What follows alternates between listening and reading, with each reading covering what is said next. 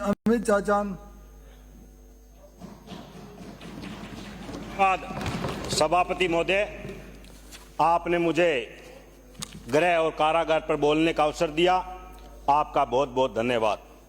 माननीय सभापति महोदय, जब हमारे विपक्ष के साथी कई बोल रहे थे, बार बार संसदीय मंत्री खड़े होकर शब्द विलोपन का कह रहे थे कि अधिकारियों पे आप ये आरोप ना लगाए, आप करो तो रासलीला, हम करें तो करैक्टर ढीला। आपके साथी बार बार हम पर भ्रष्टाचार के आरोप लगा रहे थे। ये आरोप लगाने का काम विपक्ष के साथियों का होता है।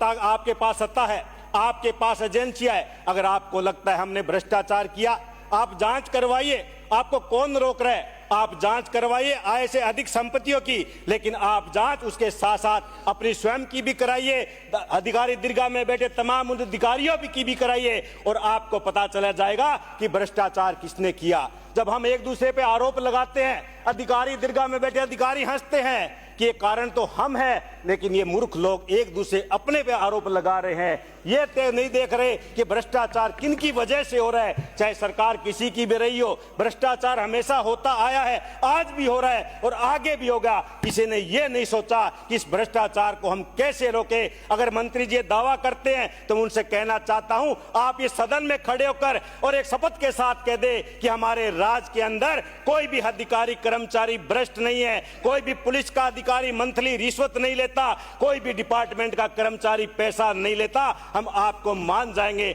आप जांच करवा लें। आरोप प्रत्यारोप लगाना आसान है, लेकिन हमें सोचना होगा इस पे हम कंट्रोल कैसे करें, इसको हम कम कैसे करें। आज दिन प्रतिदिन हमें इस बात पे मंथन करना होगा कि पुलिस की जो गरिमा थी, जो पहले उनका मान और सम्मान किया जाता था, जो उनकी इज्जत होती थी, आज वो दिन प्रतिदिन घटती क्यों जा रही है। पुलिस अधिकारियों की इज्जत कम होती क्यों जा रही है, ये हमें सोचना होगा। मैं ये नहीं कहता कि तमाम अधिकारी कर्मचारी भ्रष्ट होते हैं, लेकिन एक मछली भी तालाब को गंदा कर देती है। हमें उन अधिकारियों की लिस्ट बनानी होगी, उन अधिकारियों को चिन्हित करना होगा कि जिनके जिलों में थानों की बोलियां लगती है, और जो बड़े वो पाए, वो हमें चिन्हित करते हुए उन पे हमें कंट्रोल करना होगा, तब जाकर हम क्राइम को रोक सकते हैं। आज मेरे हनुमानगढ़ जिले की मैं बात करूं, इतना नशा बिक रहा है, चाहे वो चिट्टे की बात करें, चाहे वो मेडिकेटेड नशे की बात करें, चाहे वो जहरीली शराब की बात करें, चाहे वो अवैध शराब की बात करें। कार्रवाई हो रही है, लेकिन जिस तरह से आप बार बार बोलते हो ना, ये तो मछलियां पकड़ रहे हो, मछलियां पकड़ रहे हो, मगरमच्छों को नहीं पकड़ते। वो कार्रवाई नाम मात्र उस नशीले पदार्थ पे होती है जिससे कि उनकी जमानत हो जाती है। मगरमच्छ हमारे हाथ में नहीं आए। अगर पुलिस चाहे तो एक सुई भी उनकी सीमा में नहीं घुस सकती। फिर आज इतने बड़े बड़े चिट्टे, इतनी दारू, बड़े बड़े ट्रक कैसे हमारी सीमा क्षेत्र में आ रहे हैं। हरियाणा से लेकर गुजरात तक अवैध दारू, जहरीली शराब जाती है, वो कैसे तहन हो रहा है? क्योंकि ये सब मिली भुगती होती है। आज के पुलिस के पास जो पहले मुखबिर हुआ करते थे, उनकी कमी आ चुकी है। उन मुखबिरों की वजह से पुलिस बड़े से बड़े अपराधियों को पकड़ा करती थी। पुलिस की लाठी में मैं कहता हूं वो जादू की छड़ी तो नहीं, लेकिन इतनी कमजोर भी नहीं है। अगर पुलिस अपने पर आए तो पाताल में से ढूंढकर भी अपराधी को पकड़ सकती है और नशे पे पूर्ण रोक लगा सकती है। माननीय सभापति महोदय, 2009 में मेरे चक्कराजा सर हत्याकांड हुआ था, जिसके एक ही परिवार के 4 सदस्यों की रात को निर्मम हत्या कर दी गई। पिछले 60 सालों से सीबीआई भी जांच कर रही है, लेकिन आज तक खुलासा नहीं हुआ। पवन व्यास हत्याकांड को जब हम याद करते हैं कि जसाना के पंचायत घर के अंदर दिन दहाड़े उस पंचायत घर में उसकी हत्या कर दी गई, लेकिन आज तक उसका खुलासा नहीं हुआ। अगर पुलिस चाहे तो उन अपराधियों को पकड़ सकती है, लेकिन हमें संदेह होता है कि जो शुरुआती अनुसंधान हुआ था, कहीं ना कहीं उसमें कमी रह गई। इस वजह से वो अपराधी हमारे दूर से बाहर है, वो आज पकड़ में नहीं आ रहे। माननीय अध्यक्ष महोदय, जो पहले होता था आम जन में विश्वास, अपराधियों में डर, आज तो ये सब उल्टा हो चुका है। आम जन में तो ये डर पैदा हो चुका है और अपराधियों में एक विश्वास जाग चुका है। क्योंकि जहां भी थाने के अधिकारियों के पास बात करें, जो बड़े बड़े अपराधी जो इस 2 नंबर का काम करते हैं, जो भू माफिया, शराब माफिया हो, वो थाने में बैठकर पंचायती करने का काम इस कार्य राज्य में कर रहे हैं। ये माननीय बताना चाहता हूं, यह दर्द सिर्फ विपक्ष के साथियों का नहीं, सत्ता पक्ष के साथी जिन्होंने सरकार की तरफ से आज इस डिमांड पे शुरुआत की थी। डेगाना से आने वाले सदस्य है, जो एक सीनियर सदस्य मंत्री भी रहे हैं, उनका भी दर्द इस सदन के अंदर झलका था कि उनके भी जिले के अंदर कोई कार्रवाई नहीं हो रही। ये सत्ता पक्ष के साथियों ने भी आरोप माननीय सभापति महोदय लगाए हैं।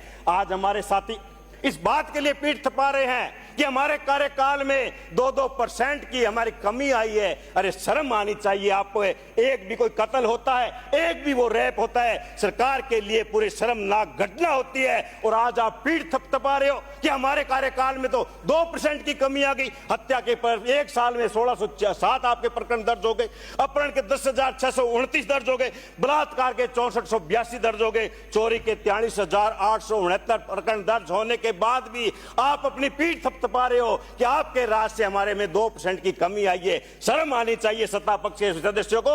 यह बहुत ही घिनौना काम है। तो मर्डर होता है, रेप की घटनाएं होती है, सबकी पीठ उगाड़ी होती है, किसी के साथ भी ये वारदात हो सकती है, लेकिन सामूहिक रूप से हमें प्रयास करना होगा कि इस तरह की घटनाओं पे कंट्रोल हो और एक ईमानदारी और सच्चाई के साथ पुलिस हमारा काम करे। एक मैं माननीय डीजी साहब बैठे, माननीय सभापति महोदय, एक मेरे क्षेत्र का कांस्टेबल था सुभाष काडवासा 2202, जो गंगानगर में चुनाव के दौरान 2015 में पदस्थापित था।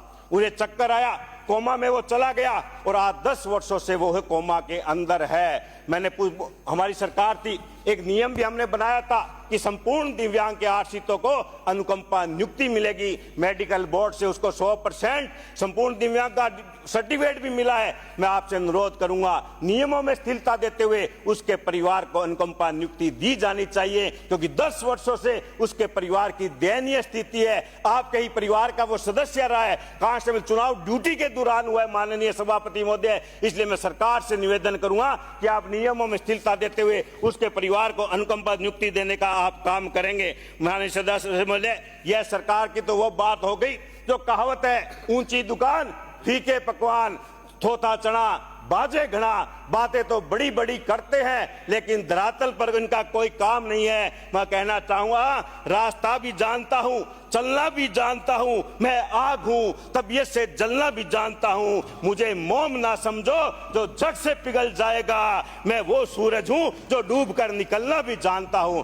माननीय सभापति महोदय, मेरे क्षेत्र के अंदर पूर्व में एक मेघाना की चौकी स्वीकृत हुई थी, जिसका संचालन भी शुरू हो चुका, जमीन भी आवंटन कर दी गई है और अस्थायी भवन भी दे दिया गया है, लेकिन 1.25 साल से वो आपने चौकी को बंद कर दिया। उसमें किसी भी स्टाफ को आपने नहीं लगाया। मैंने कई बार एसपी साहब से बात भी की है, तो मेरा वो निवेदन है, जो मेघाना चौकी स्वीकृत की गई थी उसका आप संचालन किया जाए।